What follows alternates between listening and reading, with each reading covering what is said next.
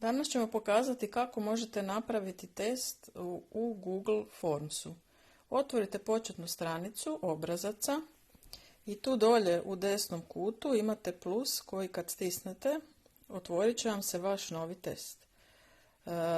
Vi ovdje prvo možete unijeti naslov svog testa.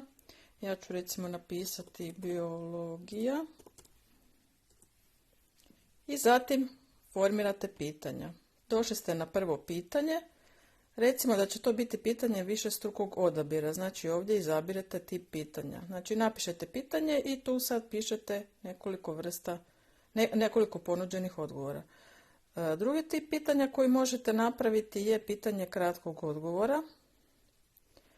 Recimo, kako se zove grad u kojem živiš? I tu učenik onda mora unijeti kratki odgovor. Novo pitanje dodajete ovdje sa strane sa plusom. Sad opet možete izabrati pitanje sa višestrukim odabirom, pitanje sa kratkim odgovorom i poseban tip pitanja je mreža sa višestrukim odabirom. Sad ću vam malo kasnije pokazati kako to izgleda kad otvorite jedan test i kako zapravo pitanja sve mogu izgledati.